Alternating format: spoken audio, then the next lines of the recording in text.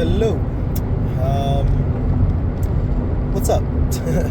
I'm wearing a hat, by the way, because I got sunburned and I have like this weird little sunburn line, I guess. Anyways, cool. I've been driving for a while trying to figure out what I want to talk on. I think I'm gonna give an update and sprinkle in a couple of little nuggets of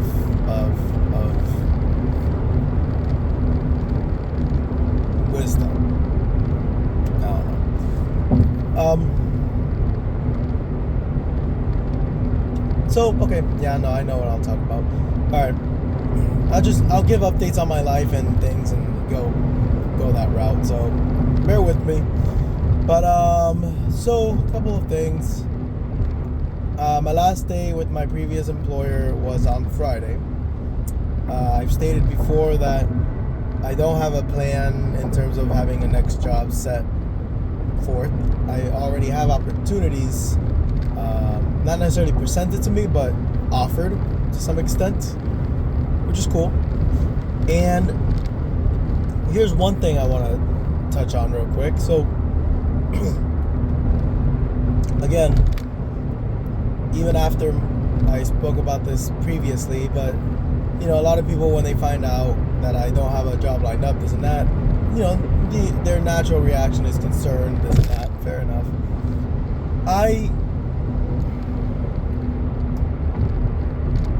I'll make this short in saying that the reason I'm comfortable and confident in the fact that I'm gonna be okay and things are gonna play out the way they're supposed to is because of the fact that I have faith in a God that takes care of his children. And I don't get that confused in assuming that I'm gonna get everything I want. No, I'm gonna get everything I need. And all I really need is food and clothing.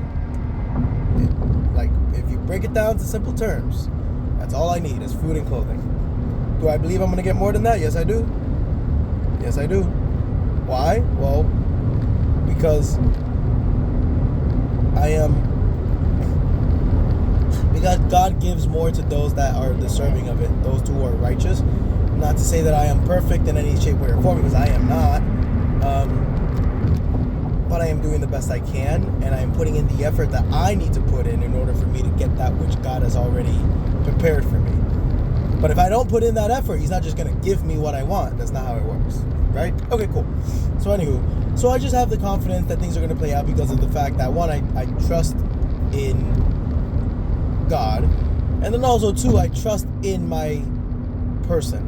I am confident in who I am, and confident in knowing that I am someone that is worthy, let's say, of being employed. Okay, cool. So, alright, cool. Moving forward. Ooh, here's another good one. The serving of people, right? I've touched on that for quite a couple times, how my purpose in life is to please God, serve people, and that's all people. Even those who one may not want to serve, right? So what I mean by that is, my employer, when you're an employee, you should, I believe, desire to serve your employer. Now, that doesn't mean let your employer take advantage of you and be abusive of your servitude, let's say. But it means serving your employer, doing that which is supposed to be done based on your job title and such, right? Now again, if you're someone who says, I don't want to be somebody's employee, I want to build my own business, heck yeah, that's awesome, cool. But until you do that, serve your employer to the best of your abilities. And then again, know your worth, right? So that's why a lot of people wouldn't want to stay with an employer, because you're only going to pay what your job title is worth, not what you're worth. I believe that, right? But regardless, if you know your worth, know the worth of your job title, work towards a title that is worth more. And if you know your worth and you know that you are worthy of a more prestigious title, one, work towards it, put in the effort to demonstrate that you're worthy, and then two, communicate to your employer, hey, X, Y, and Z, or not X, Y, hey, I want to be promoted or have this title because of X, Y, and Z. Of course, communicate it effectively. Don't be disrespectful, and don't be pompous in assuming that right off the bat you should deserve something better. You know, again, demonstrate through time and effort that it'll be worthwhile for your employer to promote you. Alright? Okay, cool. And so, the reason I state that is because with my employer, like I've mentioned, I am not a fan of the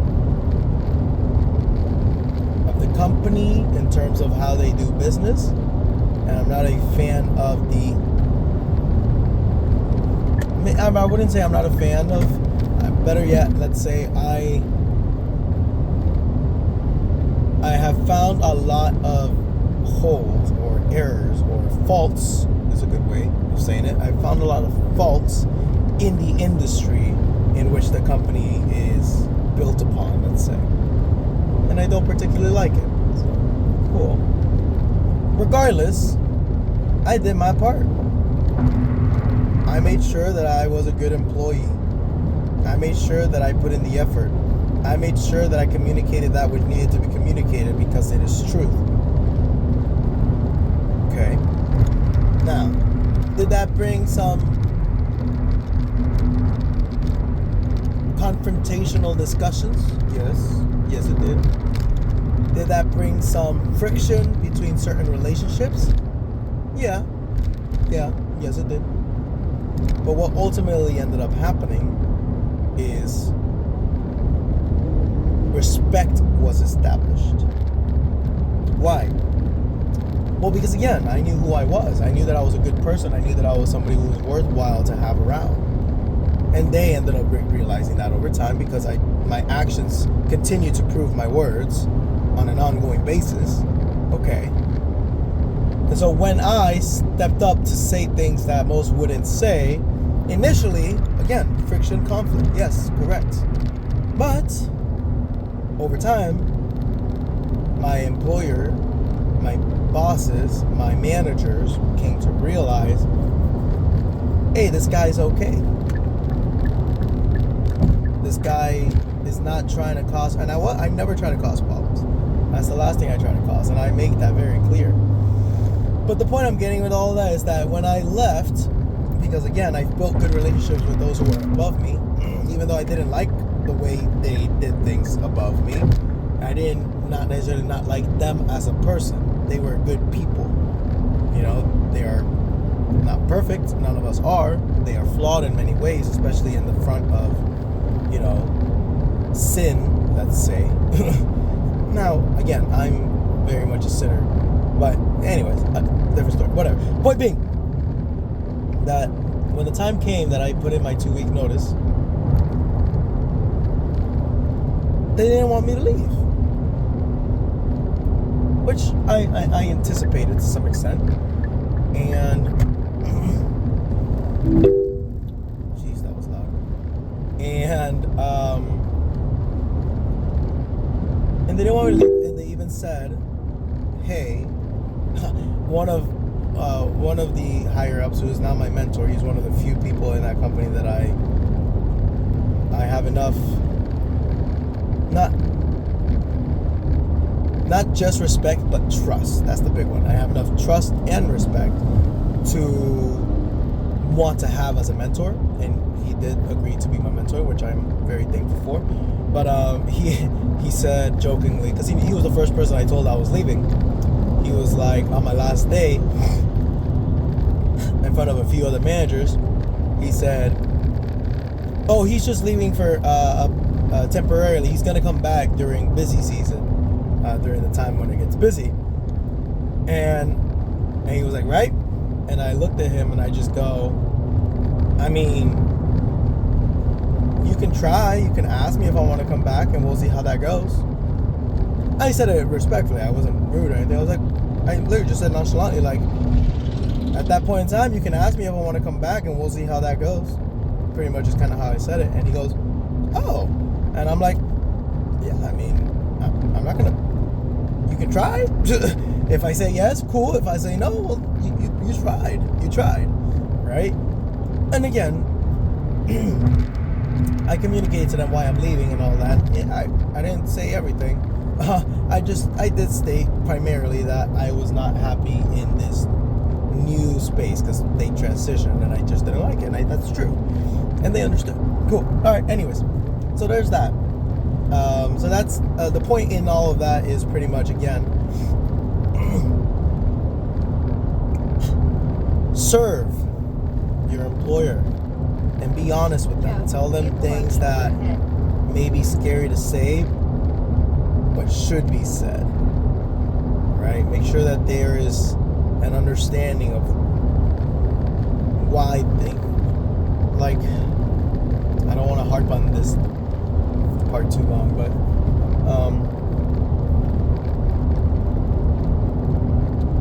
yeah, just make sure they understand what's what and you understand what's what from their point of view, right? And so I'll leave it at that. Anywho, so there's that. And then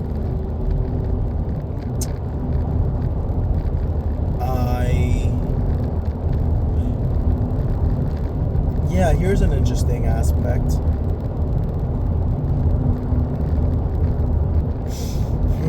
Yeah. So, and this is probably the last thing I'll touch on. Time's it? Yeah, okay. So my mentor, my new mentor, we met up on my last day after work, and we chatted for a while. We chatted about the business and we chatted about personal stuff. One of the things we chatted about that. Oh yeah, okay. That how do I want to?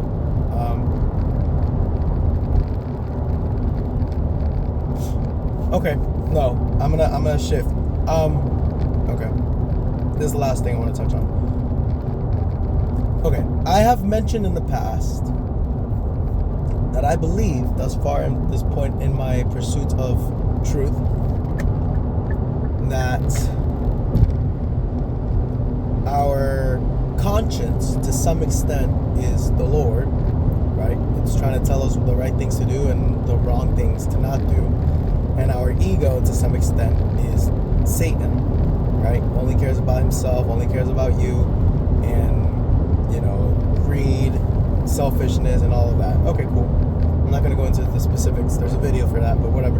And so here's something that I was talking to a friend that I also talked to my mentor about. So I'm 29 years old. My birthday just passed. I'm 29 years old. I've only had 2, you could argue 3, but 2 to 3 serious relationships. I don't have any kids. I don't have much responsibility, all things considered. I live with my mom. I haven't struggled a whole lot of tribulation. I've never suffered the death of a loved one, since somebody truly dear to me. I've struggled the death of somebody I know and cared for, but it wasn't and pets, but that's not the same thing, obviously. So why am I saying all this? I'm saying all of this because I am fully aware of the fact that, all things considered, I am more than blessed. More than blessed. Okay, cool. Fully aware of that. Why did I bring that up? Throughout my life, I have been an individual who a lot of people tend to go to for advice. I assume it's just that I just come off as somebody that's trustworthy, which I am, and I always appreciate people who do trust me off the bat. I don't expect that of people, because I don't trust people right off the bat. I don't care. But when people are just comfortable and trusting me right off the bat, I respect that, because I know that they can. I know myself. I know who I am, and I know that if somebody does do that, then they are in good hands, right? Okay, whatever. That's not the point. So again, why did I bring all that up? I said that I have always been somebody that people go to for advice and this and that and this. Okay, cool. Here's the problem that I have had, that I was talking to one of my friends. This friend of mine, he is much older than me. He is 38, I believe. So he's about 9 years older than me. He's had much more experience than me. He's got 5 kids, 6 on the way, but the 6th on the way. He's had 3 baby mamas. Yep. He's had a lot of jobs. He's been in a higher up position, this and that and this. Cool. He's had all of these things that allow him to have more, let's say, or should allow him to have more, let's say, wisdom. Okay, cool. He is one of the few people that has taken the time to,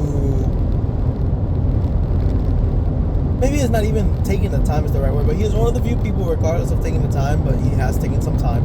But he is one of the few people that has come to understand that even though I am the way I am, and what I mean by that is, again, everything that I've stated before, blessed beyond belief, no struggles, minimal blah blah blah life experiences, blah blah blah, even though all of that is true, he has come to understand one way or another that I, in some shape, way or another, have some form of gained wisdom, let's say, that many don't. At least that's what I believe to be true to some extent. And me and him have talked about it, and he agrees that he believes that to be true as well. And this is something that I talked to my mentor about on that day that we spoke, on my last day of work, that he has also agreed to be true from his observations of me. Okay, cool. Why did I bring this up? Because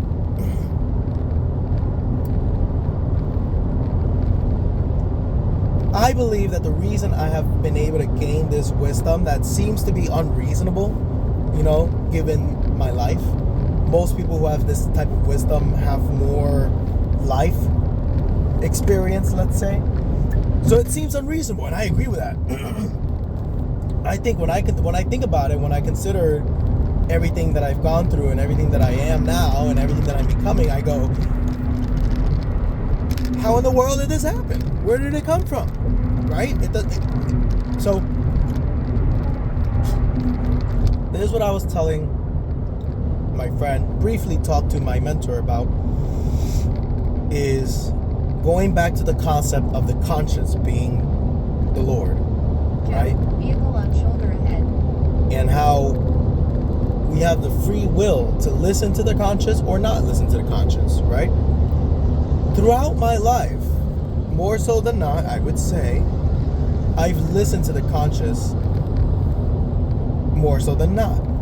And in the past, I would have said to my detriment. What do I mean by that? Well, because me having listened to the conscious, I didn't get what I want.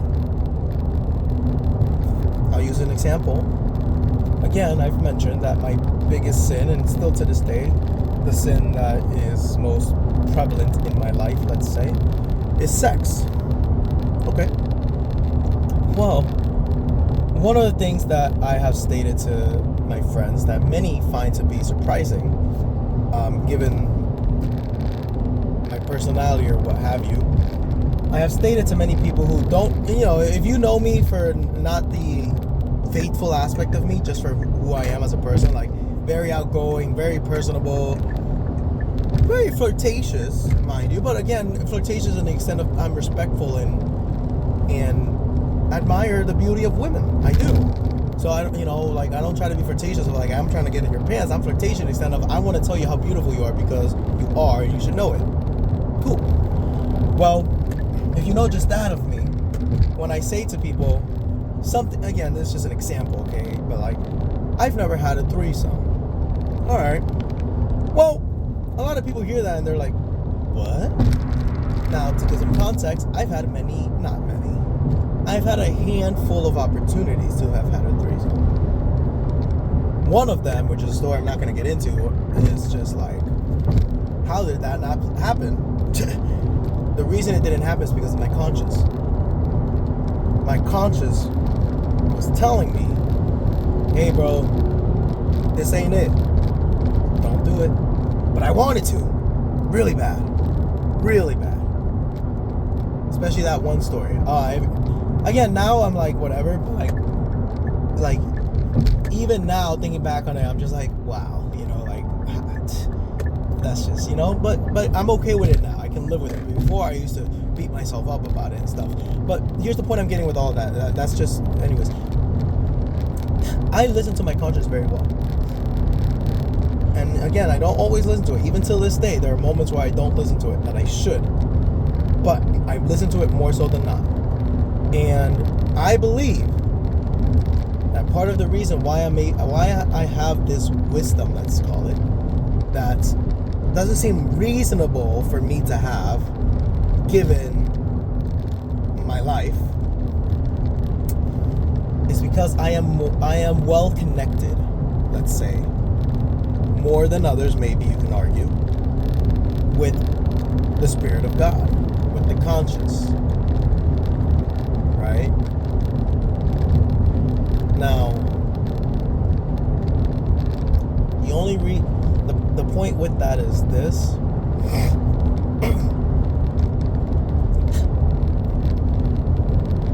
One of the reasons I'm doing these videos is because I believe that what I have to say is valuable for myself and for others. I believe that to be true. But I don't know that to be true because I have yet to implement enough of what my words are, implement enough of my words for it to visually and physically be proven true. Now, spiritually, I know I've proven that to be true. I know that. Josue, know spiritually that what my words are saying is true. Because I know that I found a peace, I found a way of thinking and a way of living that is amazing, wonderful. But I can't prove that to others. Others can't hear me say that and just look at the surface and go, agreed. That's just not how it works, unfortunately. So, it seems to me like the thing that's keeping me from that's not keeping me, let me rephrase this. Okay, so I'll get to the point now. The friend that I was talking to, he was asking me for certain advice. I forget specifically what it was. But again, I usually tend to shift the advice to correlate with scripture, because I do believe that if you want the best advice, you're going to find it in scripture, in the Bible.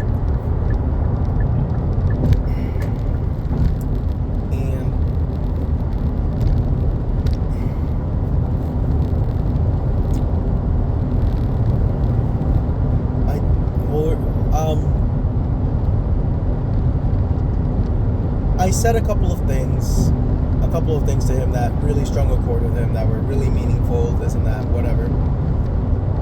And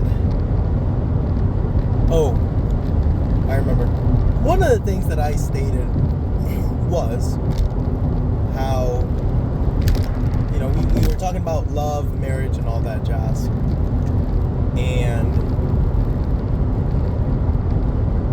he had stated, because I have a very optimistic view of that. My view of that is that I do believe, whether or not it is or will not happen is the different story. Because the Lord will do what He's going to do because it's perfect in His time. But I believe wholeheartedly that there is a person out there, a lady that is to be my forever. A lady that is the one that I will build a family with, an empire with, and so forth. I do believe that to be true. Now again, if that is to be not the case, so be it. That's what the Lord wants. And that's because He knows what's perfect. So, boom. Alright. But I was saying that to him, not like that exactly, but I was telling him my thoughts on that, and he says something along the lines of, I love your optimism, but it just seems unrealistic.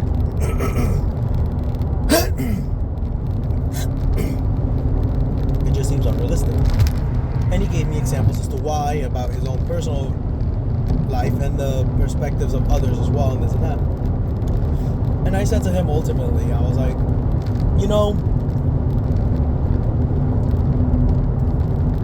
I remember. He goes, but I will say this. So he gave me all the reasons why it seems unrealistic, this and that, whatever. But then he says, but I'm going to say this. Given the fact that you are so young and that you have the mindset that you have at this age, that gives me, I forget how, he didn't word it like this, but he was just along the line, saying along the lines of, that gives me the hope and the belief. I don't remember what exactly he said, his exact verbiage, but he was pretty much saying, because of the fact that I'm young and I have the mentality that I do, and that I do things the way I do, that he believes that which I believe, that that there is a lady that I will find, that I will serve, and who will serve me, because that's how it works. Regardless if it's a wife and a wife, a husband and a husband, a husband and a wife, you should. If you don't, different story, whatever. Good luck with your marriage, but you should serve your spouse. That is your purpose, is to serve your spouse, and vice versa. Your spouse should serve you. Why? Because you are one. You serve yourself. But now you are not serving just yourself, you are serving each other. You're serving the we, not the I, the we. Okay, cool. I'm not going to go into that. But he said that he believes that I will be able to accomplish that because of everything that he's observed about me. Okay, cool. And that's where I said to him, what's frustrating is, I'm not, and I told him this isn't directly related at you, okay? But what's frustrating for me in my shoes is that, as I mentioned, a lot of people tend to come to me for advice and such, because either one, they just feel comfort in trusting me, and two, they see something in me that maybe they don't see in others. I don't know. But what's frustrating is, as humans, when we go to somebody for advice, we expect that the person that's giving us the advice has experienced the thing, so that we feel comfortable in taking that advice and implementing it, right? Because if the person didn't experience the thing and they're just speaking from, out of their butt, it's fair enough for them not to feel comfortable in implementing the advice given by somebody who didn't experience the thing, for the advice to come out of their words. I don't know if that made sense, but I was saying to him, it's frustrating because I am fully aware of the fact that I am young, that I don't have kids, this and that and this, but yet I have such a strong belief in saying that the things that I say and believe and do are maybe not always,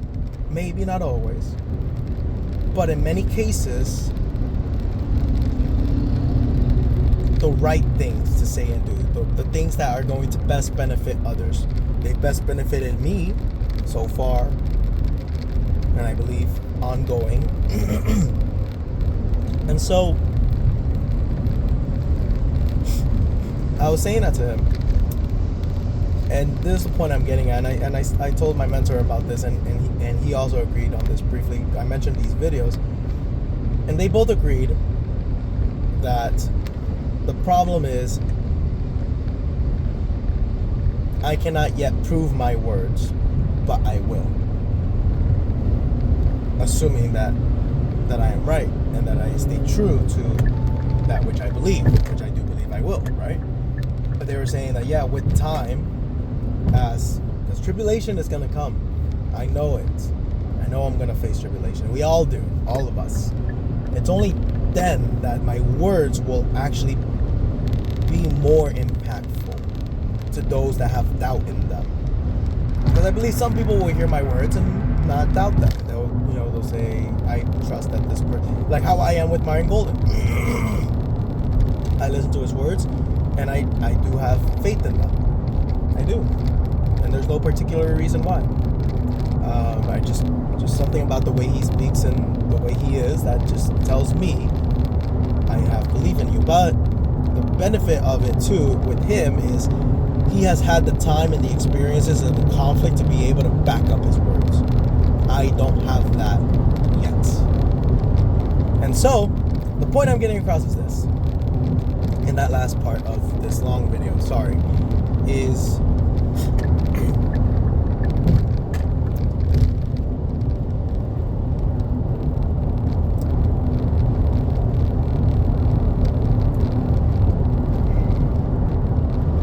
two things. You need, if you believe in God, in faith, in the Bible, what have you, you need to understand that things are not going to play out the way you expect them to play out right off bat. Everything is perfect in God's time, not our time. And we don't know God's time, only He does. So that's the first thing.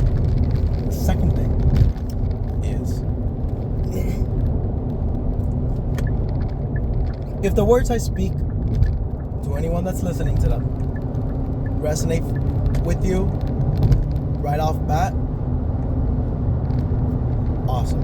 I pray that they benefit you and serve you well. I truly do.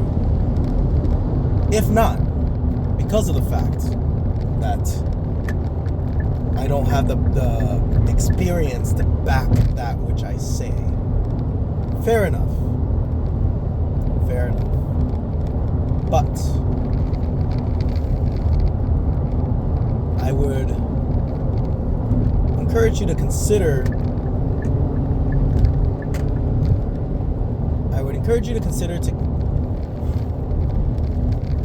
how do I want to say this? I encourage you to continue considering these words that I speak until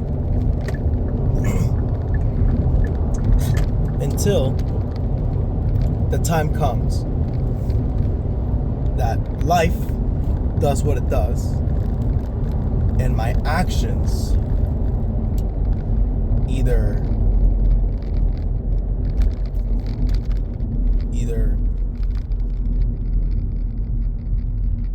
prove me to be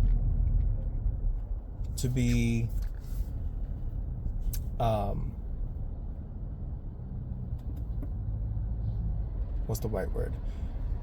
When life comes and does what it does, and my actions either prove me to be righteous in doing that which I have spoken on, or prove me to be a fraud in doing that which is the opposite of what I've spoken on. Either which way, I pray. I do believe that, anyways, either which way, I pray that it benefits people. Because again, I am not afraid of being wrong. I'm not. If I'm wrong, I want to know I'm wrong so that I can be right. And that's why I say what I say, because I believe it to be right. And time will prove that to be true or not. And if it proves me to be true, hallelujah. The Lord will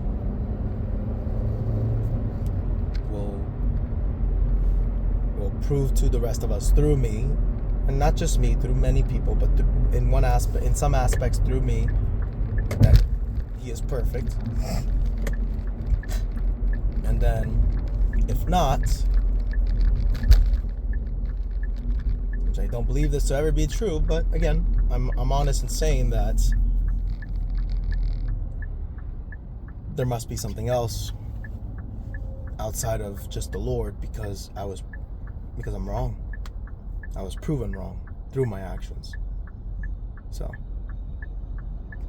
but yeah, I hope that made sense. Again, all I pray for is that these videos serve the people one way or another, and that I may continue to do the Lord's bidding in whatever way that takes shape. So, anyways, thank you, and God bless.